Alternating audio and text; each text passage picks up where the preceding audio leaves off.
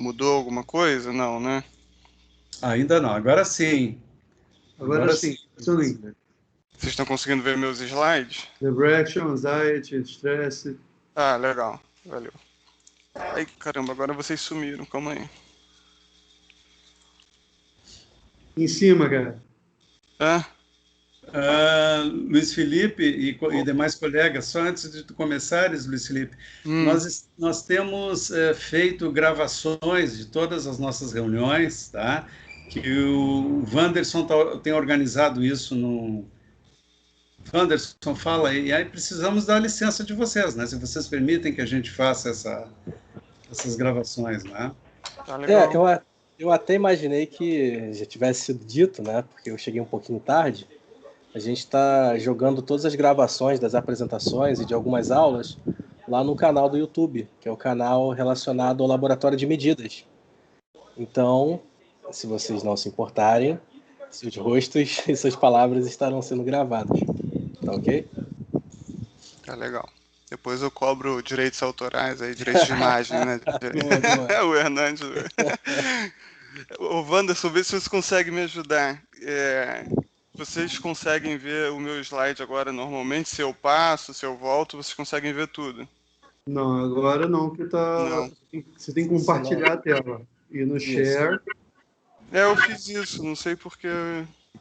Vai no compartilhar e seleciona a janela que você quer compartilhar. Eu vou fazer isso agora. Às vezes demora um pouquinho a carregar também, entendeu? Tá.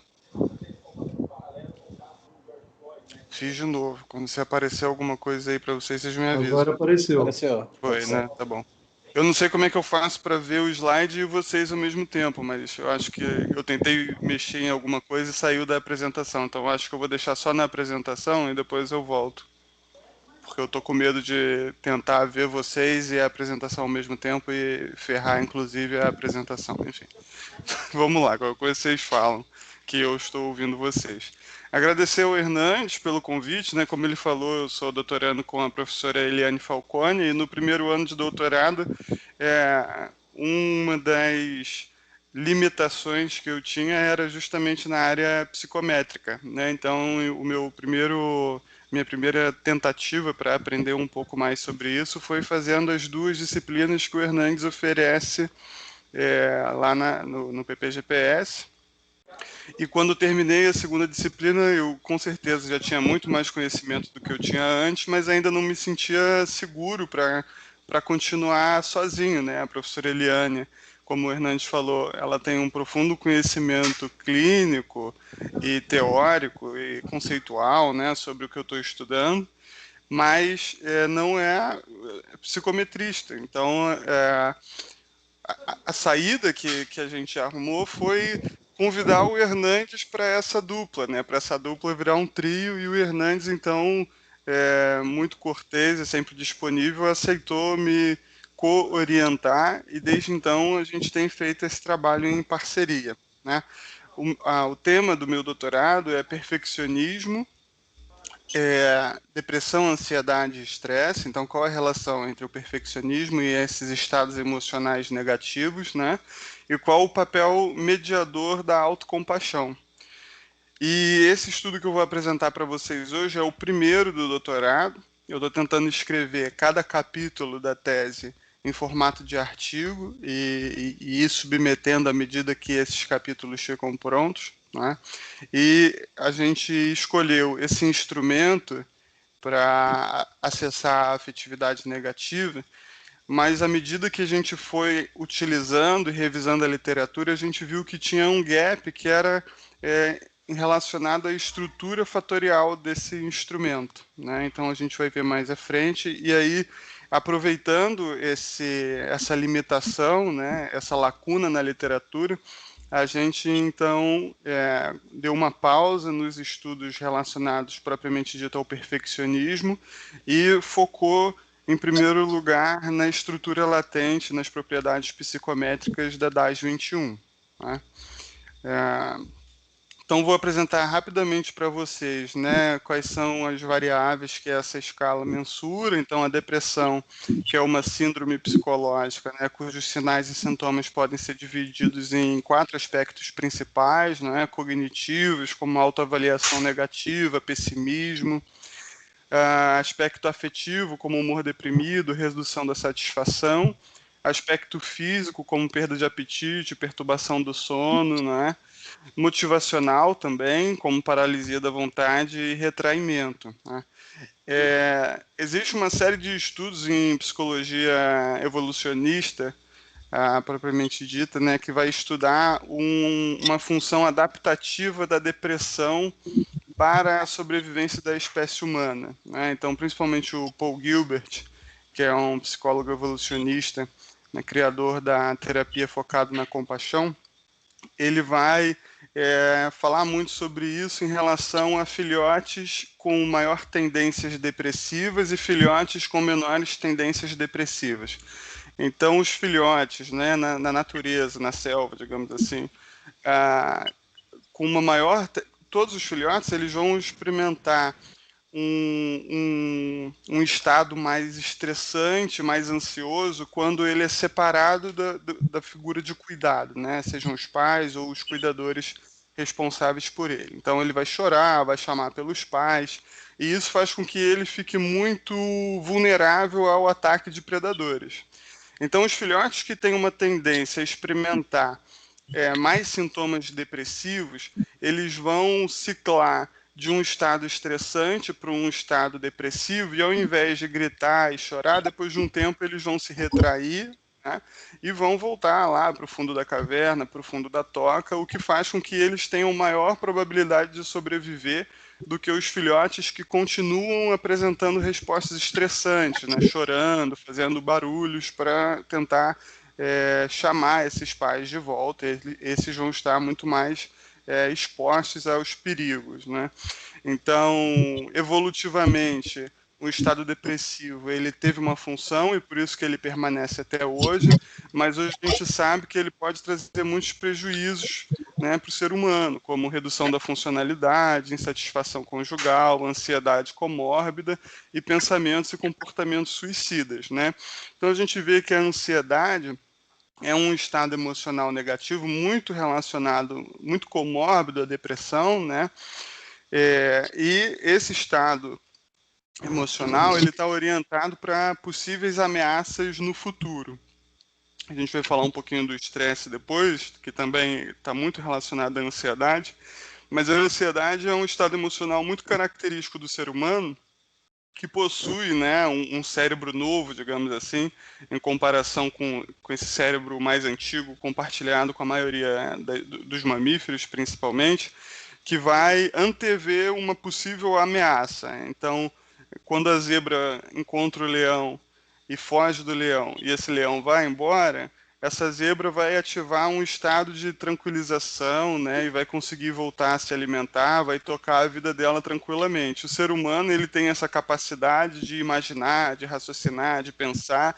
Então, depois que o leão vai embora, ele vai continuar pensando sobre aquilo. Caramba, imagina se o leão tivesse me pegado, né? Como seria ruim. Imagina se esse leão aparecer novamente. Então, a ansiedade vai fazer com que o indivíduo experimente respostas cognitivas, como medo de perder o controle, de ser incapaz de lidar com o perigo, respostas fisiológicas, respostas afetivas e também respostas comportamentais, né, como fuga, busca por segurança. E aí, embora ela seja adaptativa, embora ela seja funcional em algum nível, né, se muito persistente ou elevada, ela pode também trazer prejuízos para o ser humano, como redução da qualidade de vida, redução do funcionamento social e ocupacional, maiores riscos de complicações cardiovasculares e também pensamentos e comportamentos suicidas, né? Então, o terceiro estado negativo que a gente vai estudar e que essa escala vai mensurar é o estresse, né, que é uma resposta fisiológica diante de qualquer estímulo percebido como ameaçador para a homeostase e para a sobrevivência, né? E assim como a ansiedade, né, é adaptativa, é funcional até certo nível, mas se persistente ou muito elevado, também pode trazer prejuízos como falhas de memória, dores físicas, distúrbios gastrointestinais, riscos e complicações cardiovasculares e redução da qualidade de vida. Então, é muito importante, né, tendo em vista que esses estados emocionais negativos podem trazer prejuízos para o ser humano, é muito importante que a gente mensure com precisão para que a gente possa, então, prosseguir rumo a uma prática psicológica baseada em evidências para ajudar, né, o ser humano a lidar com esses estados. Então, a gente chega na DAS, que é uma escala australiana, de 1995, né, feita por Lovebound. Ela mensura esses 3 estados emocionais negativos e ela é 21 porque ela mensura através de 7 itens para cada estado. Então, ela tem 21 itens, né? Então, aqui a gente tem, teoricamente, onde cada item deveria ficar. E ali no item 18, vocês podem observar no canto direito inferior, né, eu coloquei um asterisco porque essa escala, apesar de o original ser em inglês, ela já foi traduzida e adaptada em 2014 para a população com uma amostra brasileira, né? Mas e ficou com propriedades, estrutura latente muito próxima da original e de estudos de outros países, mas esse item ficou um pouco problemático porque ele carregou na depressão, né? E aí a gente foi revisar e viu que é um termo muito específico do inglês australiano, que é touch, né? E que foi traduzido para o português como sensível. Eu senti que estava muito sensível. E a gente percebeu que a palavra sensível em português ela pode trazer muito mais um significado assim de triste, de choroso, né? Então a gente olhou outras possíveis traduções e olhou inclusive como que como que adaptações portuguesas e até mesmo para a língua espanhola estavam traduzindo esse termo e preferimos então traduzir como irritável, né? Então essa é a única diferença dessa escala que foi adaptada. E aí a literatura encontra 3 possíveis estruturas latentes para esse instrumento, né? Não há consenso sobre qual a melhor estrutura. A gente tem uma estrutura de 3 fatores correlacionados, que é o que mais se encaixa com a teoria, né? Onde os itens estão ali embaixo, cada grupo de 7 itens carrega dentro de um estado negativo específico. A gente tem um segundo modelo, que é o hierárquico, ou de segunda ordem, né? Onde esses itens carregam dentro do fator específico, mas esses fatores de primeira ordem, eles compõem um score global, né? Eles compõem uma outra estrutura de segunda ordem, que seria, então, a afetividade negativa. E a gente tem, então, um terceiro modelo que tem sido indicado pela literatura, que é o modelo bifator, ou bifactor, né? Aqui a gente pode perceber que é diferente do modelo hierárquico. Aqui no hierárquico, os itens eles carregam dentro dos fatores de primeira ordem, e esses fatores de primeira ordem que carregam dentro da afetividade negativa. No bifator, esses itens eles são disputados, né? Então, é como se o fator específico, vamos supor, a depressão, e a afetividade negativa disputassem por esse grupo de 7 itens para ver se ele é melhor representado por um fator específico, que está aí no canto, no lado esquerdo, ou se ele é melhor representado por um fator global, né? E ele carrega nos dois ao mesmo tempo. E a gente chega no nosso estudo, né, autoral, que a gente viu que esse modelo bifator ainda não tinha sido testado aqui no Brasil. O que a gente tinha 2 estudos, se eu não me engano, no Brasil, e eles chegavam ao modelo de 3 fatores correlacionados, e na discussão, os resultados e a discussão apontavam para uma falta de distinção de uma forte, de uma validade divergente, digamos assim, depois o Hernandes vai poder me corrigir. Você quer me ajudar agora, Hernandes? Acho que é uma boa hora. Qual é o termo correto para a gente dizer? Pois não, Luiz, desculpa, poderia repetir? Que os estudos brasileiros, eles chegavam até o modelo de 3 fatores correlacionados, mas eles indicavam que depressão, ansiedade e estresse, eles tinham pouca, e aí esse termo me faltou, pouca capacidade distintiva, não sei. Eles não discriminavam muito bem entre si, né? Isso, tem exato. uma correlação muito elevada, né? Isso, exato. Obrigado. Essa palavra que me fugiu, essa capacidade discriminativa, né? Eles tinham uma correlação muito elevada mesmo. Então, a gente fez esse estudo com o objetivo de investigar as propriedades psicométricas da DAS-21 em uma amostra brasileira, né? E aí eu coloquei aí entre parênteses para a gente o que inclui a análise da estrutura latente, que inclusive foi o foco principal do nosso estudo, né? Então, foi online, 250 estudantes universitários responderam a DAS-21. Eles tinham entre 18 e 60 anos, uma média de 24,92 anos. A grande maioria, vocês podem ver aí, eram do sexo feminino. Né? E do total de participantes, 77 tornou a responder em um segundo momento, que foi de 25 a 39 dias depois da primeira medida. Né? Então, vamos supor, hoje eu aplico, e daqui a algum tempo eu aplico nas mesmas pessoas. Né? O ideal seriam os 250 estudantes universitários, mas a gente sabe que a gente perde muita amostra, né? Mas foi até bastante gente que tornou a responder. E aí, o que a gente fez? Primeiro, a gente fez uma análise fatorial confirmatória e testou um modelo unidimensional, que seriam todos os itens carregando numa única dimensão. E esse modelo ele teve ajuste sofrível. Né? O modelo de 3 fatores correlacionados e hierárquico, né, eles tiveram um bom ajuste. E foi, inclusive, eles obtiveram indicadores idênticos de ajuste. Né? Os pesos fatoriais eles foram muito bons, né? A gente vê aí que todos eles foram iguais ou superiores a 0,50. A variância média, a variância extraída média também foi boa, né? O que indica boa validade convergente. Eu acho que só uma foi 0,48, o restante foi acima de 0,50. Eu posso mostrar a tabela depois para a gente dar uma olhada, né? E essa variância extraída média dos 3 fatores não superaram os valores dos quadrados das correlações entre os mesmos. Né? O que isso significa? Ali a palavrinha que me faltou, tá aí. Os fatores não se apresentaram suficientemente discriminativos entre si. Mas até aí era algo que a gente já sabia, né? Porque inclusive os estudos brasileiros mostravam isso, a gente só repetiu.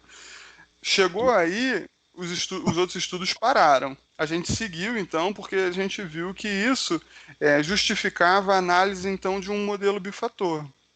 Então, a gente fez a análise do modelo bifator, em vermelho aí, né? Depois eu vou explicar porque que está em vermelho. A gente fez uma análise paralela, né? Que foi uma análise exploratória, análise fatorial exploratória, que recomendou a extração de um único fator. Alguém quer falar alguma coisa? Eu ouvi alguém falando. Não, tá. Então, a análise fatorial exploratória indicou a recomendação de um único fator. A exploratória bifactor, né? A gente rodou uma EB, então. Indicaram que todos os itens saturaram com cargas mais elevadas na dimensão global do que nos fatores específicos, né? Alguns, inclusive, não apresentaram carga suficiente nas dimensões específicas. Então, aí a gente já vê que o fator global é muito mais forte do que os fatores específicos. E aí a gente partiu, então, para a análise fatorial confirmatória, que indicou um bom ajuste do modelo bifator, que foi, inclusive, superior ao dos modelos testados anteriormente. Então, o bifator foi melhor do que o unidimensional, do que o de 3 fatores correlacionados e do que o hierárquico. Né? E aí, quando a gente submeteu esse estudo para a revista, os juízes questionaram, meio que reclamaram da gente ter feito análise exploratória e confirmatória com a mesma amostra, né? Tem uma, não sei nem se é uma tradição, mas tem um entendimento, principalmente nos estudos que eu tenho acompanhado de análise da estrutura latente aqui no Brasil, que você pega um instrumento, aplica em duas amostras, numa você faz exploratória, na outra você faz confirmatória. Mas eu e o Hernandes conversando, o Hernandes me explicou que isso não faz muito sentido, que são análises diferentes, né? Você não precisa tirar duas amostras para em uma você fazer uma análise e em outra você fazer outra. Elas são complementares, né? Como não faz muito sentido também você pegar uma amostra e ver o alfa de Cronbach, né? E em outra amostra ver a confiabilidade composta. Pelo que eu entendi, é mais ou menos a mesma lógica. Depois o Hernandes pode complementar para a gente entender um pouco melhor. Mas a gente preferiu não discutir com o avaliador e entendemos que a análise fatorial confirmatória estava indo no mesmo caminho que a exploratória. Então, a gente simplesmente tirou a análise fatorial exploratória e viu que de fato, a gente não perdia muita coisa, porque a confirmatória ela também mostrava para a gente uma predominância do fator global, né? Mas os indicadores tradicionais, eles tendem a favorecer os modelos bifator, né? Porque nos outros modelos, o item ele carrega num fator específico e depois ele tem um pouco de erro também, que isso é onde ele pode variar, né? Aqui ele carrega tanto no específico, como no global, como no erro. Então isso faz com que os indicadores sejam um pouco melhores mesmo. Então análises adicionais são necessárias para a gente verificar se de fato o bifactor é melhor. Então a gente viu a variância comum explicada e viu que, através da ECV, que o fator global foi responsável por 65% da variância comum, enquanto os fatores específicos, né, foram responsáveis por uma variância muito pequena, 16, 9 e 8. O ômega hierárquico desse fator global ele foi 87, e a gente vê que dos outros fatores foram também bem inferiores ao do ômega global, ao do fator global. Os coeficientes H, né, que é uma outra análise que a gente faz para verificar quanto que uma escala é predominantemente unidimensional ou não, também foi bem superior na dimensão global, né, no fator global. E a porcentagem de correlações não contaminadas foi de 0,7. A gente chega à conclusão, então, né, com base em todas essas análises que a gente fez, que a DAS 21 pode ser considerada predominantemente unidimensional. Então é fato, né, que ela foi desenhada para analisar, para mensurar depressão, ansiedade e estresse, como se esses três estados eles pudessem ser diferenciados em estruturas meio que independentes, mas a gente vê aqui que não, que na verdade esse fator global é muito mais forte, então que a escala de fato é unidimensional, né? Se a gente não olha para a literatura, isso pode parecer uma limitação da escala, mas a gente vai ver mais para frente que não. A gente também viu validade convergente através da correlação da escala com o neuroticismo, né, que é uma variável correlata. O neuroticismo é um traço da personalidade que tenta explicar essa labilidade emocional, né, essa instabilidade emocional, na verdade, uma tendência do indivíduo responder diante de eventos negativos, o quanto de emoção negativa, o quanto de afetividade negativa ele experimenta e depois o quanto que ele vai demorar para voltar ao estado normal, né? Então tem tudo a ver com afetividade negativa e a gente vê uma correlação moderada. A gente também viu a fidedignidade, aí eu estou colocando só do fator global, né? A confiabilidade composta, o alfa de Cronbach, os dois acima de 0,90, e a estabilidade temporal, né? Vocês vão lembrar que os participantes responderam e depois de um tempo tornaram a responder. A gente viu a correlação, coeficiente de correlação intraclasse, se eu não me engano, né? Que é o CCI, que é como se fosse uma correlação entre essa primeira medida e essa segunda medida só dos 77, e a gente vê que ela é grande, né? Então isso mostra que a resposta dos participantes ela não varia muito com o tempo, a escala tem uma boa estabilidade temporal. E aí a gente vai para a discussão, né? Então o modelo hierárquico e o modelo de 3 fatores apresentaram idênticos indicadores de bom ajuste. Contudo, apesar da confiabilidade individual, né, e da convergência dos mesmos, aos fatores que pertencem por meio do Venn, não houve evidência suficiente de validade discriminante entre os fatores da DAS 21. Uma possível explicação é a elevada sobreposição clínica dos sintomas, né? Então, o que a gente percebe na literatura? Que mesmo sistemas diagnósticos, né, vão categorizar os transtornos em entidades meio que independentes. Então, a gente tem a depressão maior, a gente tem transtornos de ansiedade, né, a gente tem o transtorno de estresse pós-traumático, mas na prática a gente vai ver que quando uma pessoa recebe um diagnóstico, a probabilidade dela receber um segundo diagnóstico com base nesses sistemas de classificação é muito alta.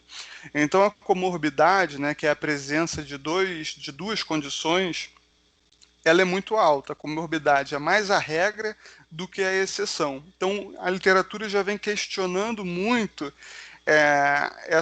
esse sistema de diagnóstico independente e os estudos psicométricos têm caminhado nessa discussão também, e inclusive instrumentos que analisam outros sintomas de transtornos mentais, né, eles têm mostrado a predominância de uma unidimensionalidade, que inclusive já recebeu um nome, que é o fator P de psicopatologia, né? A gente tem no estudo das habilidades cognitivas, nos estudos da inteligência, um fator geral G e fatores específicos, né? A gente tem fatores específicos de inteligência, mas o que os estudos de habilidade cognitiva têm mostrado é que existe um fator global que explica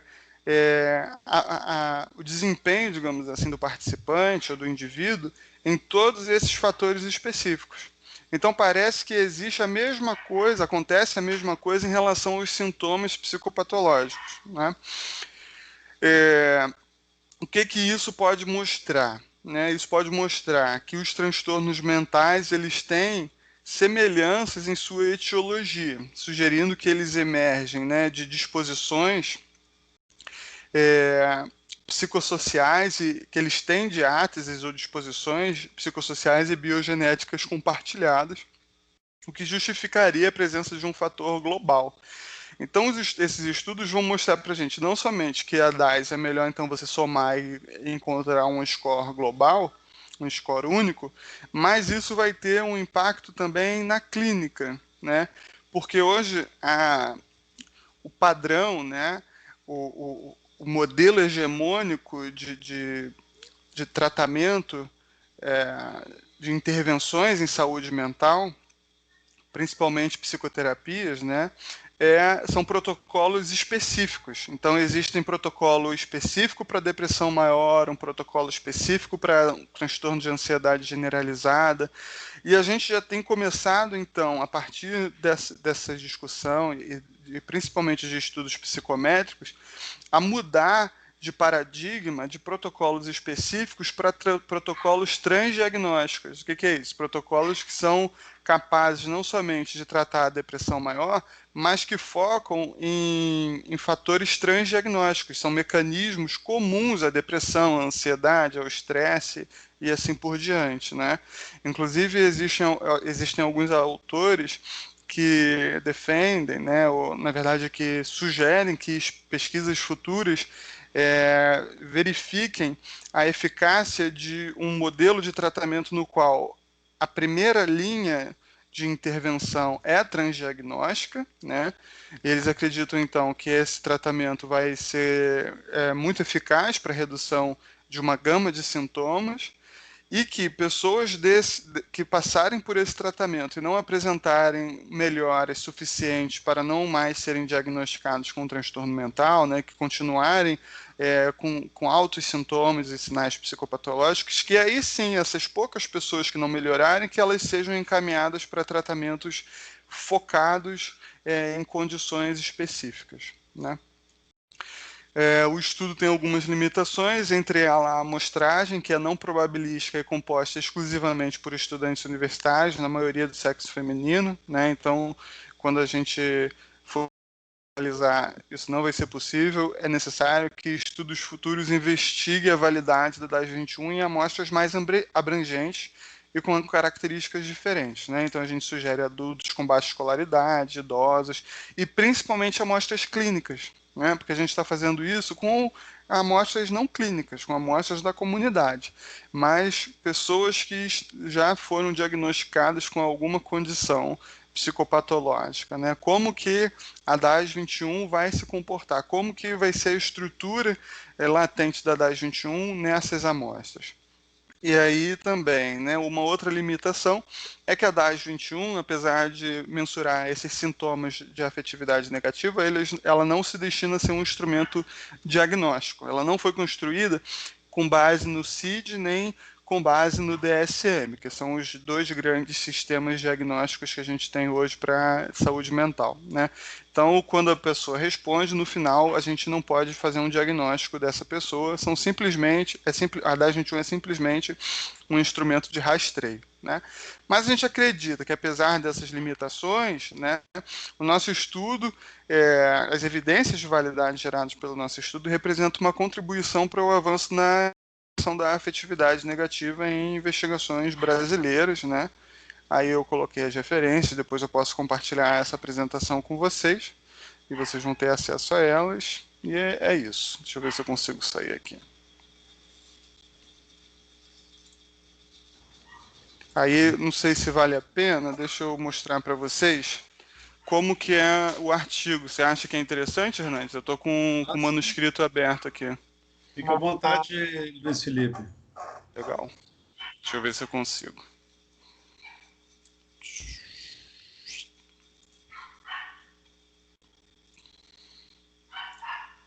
Acho que não, calma aí. Acho que eu fiz besteira. Wanderson ou... Calma aí, Fernando, eu acho que estava me ajudando. Me ajudem aí a mostrar uma tela. Se precisa. Eu preciso mostrar um PDF. Deixa eu ver se geralzão vai. PDF primeiro, aí isso, abriu. Pronto. Ah, valeu, pronto. Então aqui, né, a introdução, a gente começa falando dos estados dos estados emocionais, da depressão, da ansiedade, do estresse. Depois a gente mostra por que é importante a gente mensurar isso. A gente introduz a DAS, a gente faz uma revisão rapidamente dos estudos sobre as propriedades psicométricas da DAS, né? E a gente começa a entrar na discussão da estrutura latente. A gente chega ao modelo bifator, e aí, se eu não me engano, depois... Aí, no finalzinho da discussão do modelo bifator, a gente já começa a indicar, né, que estudos internacionais já mostram a predominância unidimensional. A gente aproveita, então, para falar da relevância, né, quais são os desdobramentos práticos dessa predominância unidimensional, né? Então, a gente vê aqui, né, já começando a inserir a discussão, né, dos transtornos, dos protocolos e das abordagens transdiagnósticas. E aí a gente chega para uma introdução para a revisão da literatura no Brasil, né? O que a gente já tem no Brasil? Então a gente tem aqui Martins, 2019. E aqui é interessante a gente conversar sobre isso, né? Aqui em azul é coisas que os avaliadores pediram para a gente mexer, né? A gente submeteu esse manuscrito em agosto de 2019. Em agosto de 2019, não tinha nenhum estudo que analisasse a estrutura latente da DAS 21, a aplicabilidade de um modelo bifator. E a gente falava isso no manuscrito.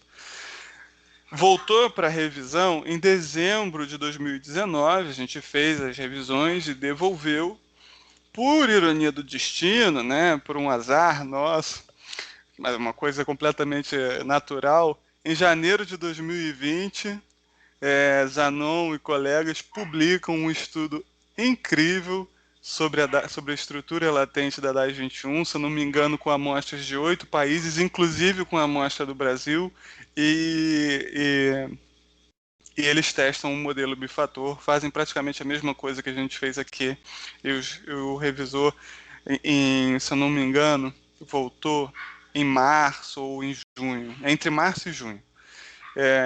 Que um terceiro revisor falou, olha, vocês falam no manuscrito que não tem ninguém que fala sobre isso no Brasil, mas tem, né? Vocês precisam citar Zanon e Heral, né? Que que fizeram isso, e aí a gente faz, obviamente, porque de fato a gente precisa atualizar o nosso manuscrito, mas na resposta a gente fala, olha, a gente não falou, não foi porque a gente ignorou ou porque a gente desconhecia, foi simplesmente porque ele não existia quando a gente submeteu para a revista, né? Mas enfim, vamos lá e fizemos isso, atualizamos, a gente chega então no método, a gente descreve o método, de como eu apresentei para vocês, e aí vamos lá para os anexos, que foi o que vocês não viram. Então, aqui na discussão, inclusive ele pede para a gente aprofundar a discussão desses desdobramentos para pesquisa e para prática clínica, né, sobre a predominância da unidimensionalidade. A gente fala aqui do fator geral P para psicopatologia, né? A gente fala, inclusive, do desdobramento para prevenção de doenças, que é muito mais fácil se a gente identificar, né, os fatores de risco para o fator P. É muito mais fácil da gente prevenir doenças, né, transtornos mentais, do que se a gente for ficar identificando fatores de risco para cada condição psicopatológica específica e tentar prevenir todas elas.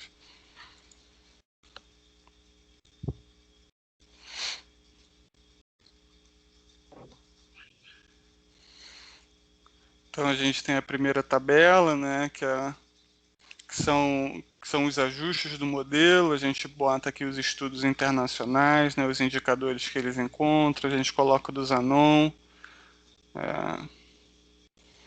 e aí, por fim, a gente coloca o nosso.